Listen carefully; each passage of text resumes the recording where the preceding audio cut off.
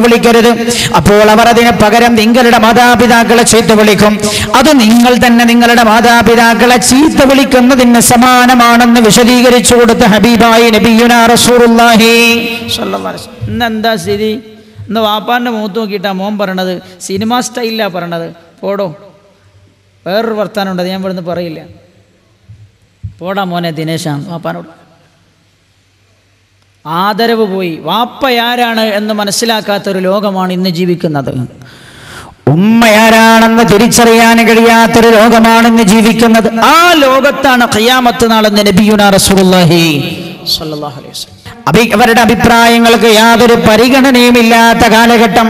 അങ്ങനെ ഒരു കാലഘട്ടം വരുമെന്ന് നബിയുനാ റസൂലുള്ളാഹി സ്വല്ലല്ലാഹു അലൈഹി വസല്ലം അത് തന്നെയല്ലേ എന്നുള്ളത് ഇനി കേട്ടോളൂ. രണ്ടാമത് റസൂലുള്ള പറഞ്ഞു കൊടുക്കുകയാണ്, വൻ തറൽ ഹുഫാതൽ ഉറാതൽ ആലതരി അശാഇ യതതാവലൂന ഫിൽ ബുന്യാൻ. അൻ തറൽ ഹുഫാത. ഈ ഹദീസ് ഞാൻ വിശദീകരിക്കുമ്പോൾ നിങ്ങൾ ഇത് അക്ഷരം പ്രതി ശ്രദ്ധിക്കണം കേട്ടോ, പുലർന്നിട്ടുണ്ടോ എന്ന് ശ്രദ്ധിക്കണം. വൻ തറൽ ഹുഫാത, കാലിൽ ചെരുപ്പ് ധരിക്കാൻ വകയില്ലാത്ത, അൽ ഉറാത, ഉടുതുണിക്ക് മറുതുണിയില്ലാത്ത ആളുകളെ നിങ്ങൾക്ക് കാണാം. ആടുകളെ മേയിച്ച് നടന്നിരുന്ന ആളുകളെ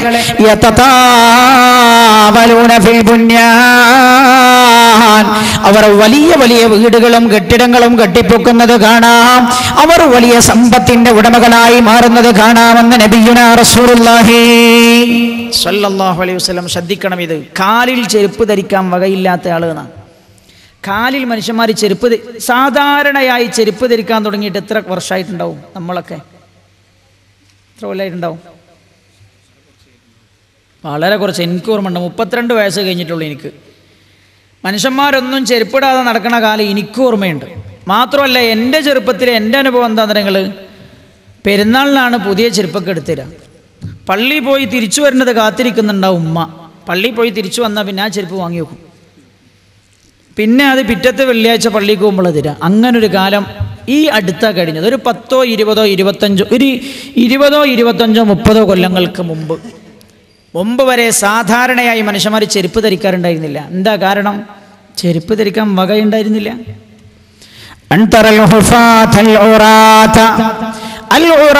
ഉടുതുണിക്കും മറുതുണിയില്ലാത്ത ആളുകൾ നിങ്ങൾ ശ്രദ്ധിക്കണം. ഞാനൊരു പക്ഷേ ഇത് പറഞ്ഞാൽ നമ്മളത് പ്രായമുള്ളവർക്ക് ചിലപ്പോൾ മനസ്സിലാക്കാൻ കഴിഞ്ഞോളെന്ന് പറഞ്ഞാൽ വന്നേക്കാം. ഇന്ന് വളർന്നു വരുന്ന കുട്ടികൾക്ക് ഇത് ഉൾക്കൊള്ളാൻ കഴിഞ്ഞോളെന്നില്ല. അതുകൊണ്ടാണ് ഞാനൊന്ന് വിശദീകരിക്കുന്നത്.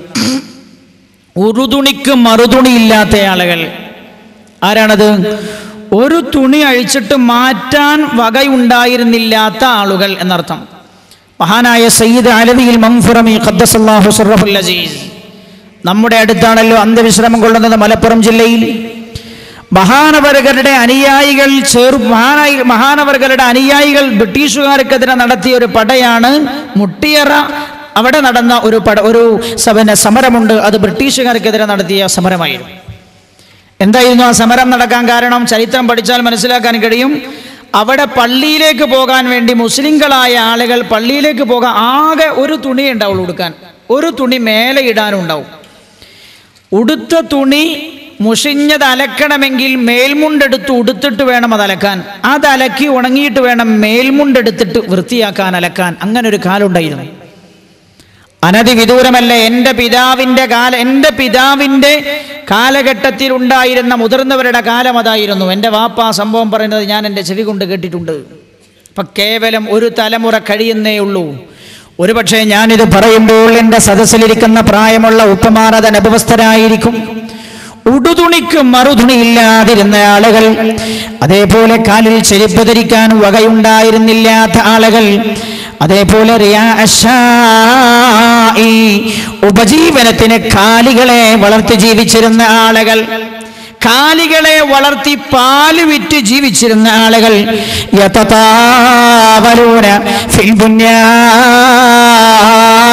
ഒരു സുപ്രഭാതത്തിൽ അവർ വലിയ വലിയ വീടുകളുടെ ഉടമസ്ഥരായി മാറുമെന്ന് നബിയുനാ റസൂലുള്ളാഹി. ഒരു പക്ഷെ ഇന്ന് അങ്ങനെ ജീവിച്ച വാപ്പമാരൊക്കെ ഉള്ളത് വലിയ വലിയ കൊട്ടാരത്തിൻ്റെ ഉള്ളിലാണ്. അതെന്നെ പറഞ്ഞു. അങ്ങനെ ജീവിച്ച ഉപ്പമാരുള്ളത് വലിയ വലിയ കൊട്ടാരങ്ങൾക്കുള്ളിലാണ് എന്നർത്ഥം. ഹബീബായി നബി രണ്ടാമത് എണ്ണിക്കൊടുത്ത അടയാളം അതാണ്. പെട്ടെന്ന് ആളുകൾ മുതലാളിമാരായി മാറുക. എന്നങ്ങനെയല്ലോ, ഇന്നലെ വരെ അങ്ങാടി തെണ്ടി നടന്നവൻ പിറ്റേ ദിവസം കോടികളുടെ ഉടമയാണ്. എങ്ങനെ? ഇവൻ്റെ അടുത്ത് 5 പൈസയൊന്നുമില്ല. ഇവനൊരാളെ കൊണ്ടുപോയിട്ട് കാണിച്ചു കൊടുക്കുക, ഈ 14 ഏക്കർ സ്ഥലം എൻ്റെതാ. ഇവൻ ആദ്യം കച്ചവടം ചെയ്യാൻ വേണ്ടി പ്ലാനൊക്കെ ചെയ്തിട്ടാണ് വേറെ ആളെ കൊണ്ടുപോയി കാണിക്കണം. ഞാൻ എടുത്തിട്ടുണ്ട്. ഞാൻ എടുത്തത് സെൻറ്റിന് 20,000 റുപ്യയായിട്ടാണ്. ഇതിവിടെ എയർപോർട്ടൊക്കെ വരുന്നത് കൊണ്ട് സാധ്യത വർദ്ധിച്ചു. ഞാനിത് കൊടുക്കാൻ ആഗ്രഹിക്കുന്നു, നിങ്ങൾ ഇത്രക്ക് വാങ്ങും. നേരത്തെ ഇവൻ്റെ അടുത്ത് ഒരു 5 പൈസ പോലും ഇല്ലാതെ അവൻ കച്ചവടം ചെയ്ത ഭൂമിയാണ്. അവധി പറഞ്ഞതാ. ഇയാൾ പറഞ്ഞു ഞാനത് സെൻറ്റിന് 60,000 ആയിട്ട് എടുക്കാം. 4 ഏക്കർ ഭൂമിക്ക് 40,000 വെച്ച് ലാഭം കൂട്ടി നോക്കൂ. ഇന്നലെ വരെ 10 റുപ്യ പോലും അഡ്വാൻസ് കൊടുക്കാനില്ലാത്തവൻ ഒരു സെക്കൻഡ് കൊണ്ട് കോടികളുടെ ആസ്തിയുള്ളവനായി മാറുകയാണ്. ഇതന്നെയാണ് പറഞ്ഞത്, സെക്കൻഡുകൾ കൊണ്ട് മുതലാളിമാരാവാം. ലോകം നിങ്ങൾ കേട്ടിട്ടില്ലേ, നമ്മൾ പറയാറില്ലേ, അവസാനിക്കാനാകുമ്പോൾ ആളിക്കത്താൻ. ആ ആളിക്കത്തലാണ് എല്ലാ രംഗത്തും നടക്കുന്നത് എന്നർത്ഥം. ഞാൻ നിങ്ങൾക്ക് മനസ്സിലാകുന്ന ഒരു ഭാഷയിൽ പറഞ്ഞു തന്നതാണ്. അല്ലാഹു ഈമാൻ തരട്ടെ. മഹാനായ നബിയുനാ റസൂലുള്ളാഹി സല്ലല്ലാഹു അലൈഹി വസല്ലം. ഇനി നമ്മൾ നാളെ പറയും, റസൂലുള്ളാഹി പറഞ്ഞിട്ടുണ്ട്, ലോകാവസാനമാകുന്ന സമയത്ത് സക്കാത്ത് കൊടുത്താൽ വാങ്ങാൻ ആരുണ്ടാവൂല. അത് നാളെ പറയാനുള്ള വിഷയമാണ്. അല്ലാഹു തൗഫീഖ് നൽകുമാറാകട്ടെ. നിങ്ങളിപ്പോൾ പറഞ്ഞല്ല, ഇതിൻ്റെ പൈസ ബാക്കി റിലീഫ് പ്രവർത്തനത്തിന് വിനിയോഗിക്കുന്നു. ഒരു 5-6 കൊല്ലം കഴിഞ്ഞാൽ നിങ്ങൾ റിലീഫിൻ്റെ സാധനം കൊണ്ടുപോയി കൊടുത്താൽ ഇങ്ങോട്ട് കൊണ്ടുവരണ്ട എന്ന് പറയുന്ന ആളുകളുടെ അവസ്ഥ എന്ന ഒരവസ്ഥ ആളുകൾക്ക് സംജാതമാകാനിരിക്കുന്നു. ഒരു സംശയ വിഷയത്തിൽ വേണ്ട. ഈ കഴിഞ്ഞ റമദാനിൽ എൻ്റെ ഒരു സുഹൃത്ത് പറഞ്ഞു, ആ സുഹൃത്തിൻ്റെ ഉമ്മ വീട്ടിൽ വെച്ച് പറയണത്രേ, റമദാൻ കഴിയാനായപ്പോൾ പറയണേ, കഴിഞ്ഞ കൊല്ലം വന്ന അത്ര ആൾക്കാരൊന്നും ഈ കൊല്ലം നമ്മളെടുത്ത് വന്നിട്ടില്ലല്ലോ, യാചന കുറഞ്ഞു പോയല്ലോ എന്ന് പറഞ്ഞു. കുറയാൻ കാരണം എന്താ? പണം വർദ്ധിച്ചത് കൊണ്ടാണ്.